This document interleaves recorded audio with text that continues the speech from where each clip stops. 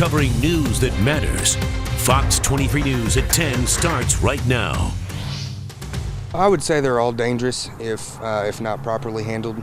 Fireworks accident has left a local boy and his father, sadly, with a permanent reminder. I'm Clay Loney. And I'm Shay Rozzi. It happened last night at the Country Air Estates at the Community Park in Broken Arrow. New at 10, investigative reporter Katie Higgins is live after looking into what went wrong. Katie. Police tell me that the boy picked up a mortar firework and it went off in his hand. A 4th of July tradition. Celebrated in venues big and small. It did seem uncommonly loud. Small like Oscar Galfus's neighborhood. It was very, very loud. People were lighting off fireworks in the neighborhood park right by his house late into the night. Shortly after 11:30 p.m., officers were called to a park. Officer Cook says a 13-year-old boy picked up one of his family's mortar fireworks and brought it to his dad. Cook said the boy wanted to ask his dad a question about it, but something happened and it exploded. Fire got too close to the firework and it combusted. Cook says the boy will lose fingers and the father could as well. Both have burns. A little girl was nearby too, and she also sustained burns. I'm surprised. It's really, really sad when things like that happen. Anytime a child is hurt, it's a tragedy. And Cook told me no one is allowed to set off fireworks in city parks, even if you have a permit. The permits are for residential property only. I also found out police were called at 11:30. Broken Arrow only allows fireworks until 11. The park also has an 11 p.m. curfew. I asked if there would be charges. Not at this time. Yeah. I mean, it's a horrible thing. Yes, it was a horrific accident. 4th of July is over, but this family will be recovering long after. Officer Cook says just remember to use precaution when handling any explosives and not to do it in a public place like a park. Reporting live in Broken Arrow, covering news that matters, I'm Katie Higgins, Fox 23 News. In a developing story, family members of a local teenager killed after robbery at a fireworks stand yesterday have started a memorial for him in West Tulsa.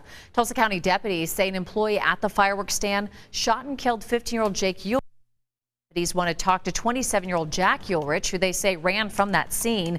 New at 10, Fox 23 Sarah Whaley's live with why deputies say it's so important to talk with both sides. Sarah. Yeah, deputies say that this case is certainly gray in a world of cases that are usually black and white. The people come over here and put up a memorial over and asked me if I'd watch it and make sure somebody didn't tear it down. A memorial has now replaced the crime scene tape near 65th West Avenue in Edison as Tulsa County deputies try and sort through the facts. Mike Wearsback was on his front patio. I seen the two cars go by at a high rate of speed. He didn't expect to see a dead teen in one of those vehicles when it came back and stopped directly in front of his house. Deputies say it all started at this nearby fireworks stand. Our intent was just to try to get our stuff back, but when they opened fire at us, that changed it all. Johnny Mize Sr. owns the stand. According to deputies, 15-year-old Jake Ulrich and his older relative Jack Ulrich showed up there on the 4th of July in this green truck. Deputies say one of them got out and grabbed $600 in fireworks. Mize told Fox 23 he ran after the truck as it drove off when someone inside started shooting at him. That's when deputies say Mize's son grabbed his gun and jumped in the bed of the truck and began firing back, hitting and killing the 15-year-old suspect. Wearsback won't speculate on whether the owner should have chased after the thieves, but Things has got to stop. He does say that boy would still be alive if the fireworks would have been bought instead of stolen. And deputies say Jack Ulrich actually ran away after he parked that getaway truck on that neighborhood street. No one has seen him since. Reporting live here in East Tulsa, covering news that matters, Sarah Whaley, Fox 23 News. Breaking news tonight, a congressman shot during a Republican baseball practice is back in the intensive care unit. House Majority Whip Steve Scalise is recovering in a Washington hospital. He remains in serious condition, and because of concerns about infection, he's back in the ICU. Scalise and 4 other people were hurt in June when a gunman opened fire on the practice in Alexandria. The shooter was killed by Capitol Police. New details on a man accused of setting a string of fires in West Tulsa. He's expected to stand before a judge tomorrow. This all goes back to the fires we told you about in June. Police say Christopher Smith set at least 4 vacant houses on fire near 65th and Charles Page Boulevard. Smith has pleaded not guilty to second-degree arson. The search is on for a Tulsa mother who said her baby drowned in a bucket of mop water. Now today, prosecutors filed a child neglect charge against Heather Ray Freeman. We first told you in March about the baby's death. Police say his mother told them when she woke up from a nap, she found her 8-month-old face down in a mop bucket filled with water. That baby was taken to the hospital but could not be saved. I don't see how a mother could allow something like this to happen to their kid. Police say they ran tests to see if the death was accidental, like the mother said, or intentional. They never found evidence to prove or disprove the mop bucket story, but they say they do have evidence of neglect. An autopsy shows the baby had meth in his body at the time of his death. A man accused of trying to run over 2 security officers in Midtown Tulsa is now facing at least 7 charges. Tulsa police say Joseph Walker hid for close to an hour in a creek after leading them on a chase this morning near 26th and South Utica. Police say it all started when 2 security guards caught Walker trying to steal from a construction site. They say Walker jumped in his truck and drove straight for them. While he was on that construction site, he was approached by 2 security guards to try to stop him from stealing the items that he was stealing. A canine eventually found Walker. Police say among the charges he faces, assault with a deadly weapon, burglary, and resisting arrest. Here's a live look over Tulsa tonight using the Fox 23 Skyview network of cameras, where temperatures are still close to 80 degrees in some parts of green country.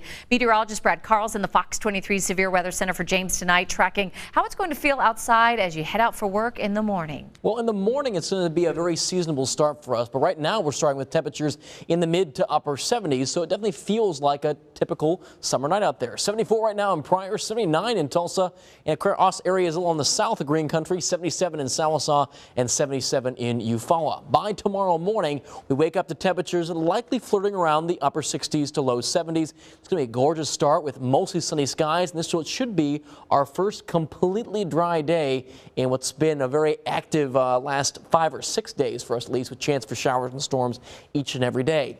Main concern for your Thursday and Friday will be for that heat index to creep back on up. Friday especially is going to be quite sweltering. And then to Saturday, that heat continues with some storms possible as well. In the next few minutes, we'll talk about just how soon those storms will roll in and also which day will be the sweatiest over the next week. A former second-grade teacher charged with possession of heroin, meth, and needles inside a Sapulpa school accepted a plea deal today, which sends her to prison for 10 years. Investigators say Megan Sloan had the drugs in her classroom at Holmes Park Elementary.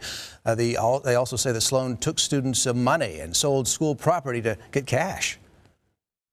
She, to her credit, took responsibility, took the maximum sentence, is going to get a chance to earn her way out of prison if she completes programs and on judicial review.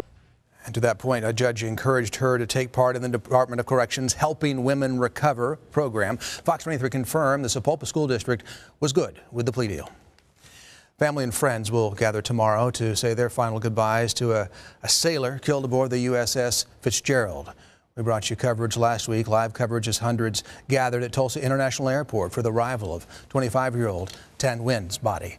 A visitation was held tonight for Nguyen at the Floral Haven Funeral Home in Broken Arrow. His graveside service with military honors will also be held there tomorrow afternoon at 1 o'clock. New tonight, a teenager recovering from surgery complications is desperately needing blood donations. We learned several dozen people have already donated at the Oklahoma Blood Institute in South Tulsa. That's where Fox 23's Hector Mejia is live with how Broken Arrow police are helping spread the word. Hector.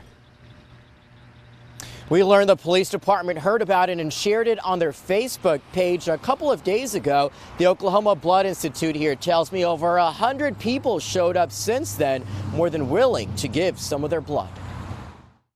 This is Robert Nathaniel Bohannon, according to a Facebook post by Broken Arrow Police. It says he's received over 20 pints of blood just over the last week. Open heart surgery, complications, and several more surgeries, all happening since then at a Tulsa hospital. The post called for a blood drive at the Oklahoma Blood Institute near 81st and Yale. I just want to give back to help people. My blood doesn't cost anything. More than 100 people have donated so far. As Joel Rutherford worked on his blood flow by squeezing a ball, he told me it's something he's been passionate about for 30+ years now. I think of my daughter who's active duty in the military right now, and they need blood as well where they are, and if we all do our part, there'll be plenty of blood supply. BAPD says doctors discovered a bleed in Bohannon's aorta during open heart surgery. He was reportedly born with a congenital heart defect. Just 3 days after the department's Facebook post, over 2,000 people had already shared the teenager's story, helping spread the word for his life-saving need. The Institute supplies blood to over 90% of all hospitals in the state. They need about 1,200 donors every day just to meet the demand. There's a lot of good you can do in that 1 hour. You know, just a few minutes of your time can mean a lifetime for several patients. We'll let you know as soon as police get an update from the family. We've learned the teenager is in stable condition, and staff here at the Institute tells me each of those donations can save up to 3 lives. Reporting live in South Tulsa, covering news that matters. Hector Mejia, Fox 23 News. More people across Tulsa are reporting robberies. TPD says officers have responded to 530 robberies this year. Compare that to last year at this time, and 455 robberies. Tulsa police say even more troubling is that more robberies are committed by juveniles. In a developing story, the state is expected to rest its case tomorrow in the 3rd murder trial of a former Tulsa police officer accused of shooting and killing his daughter's boyfriend. Shannon Kepler is accused in the death of Jeremy Lake. Today, Lake's brother took the stand, saying he saw Lake approach Kepler's car to say hello before he was shot.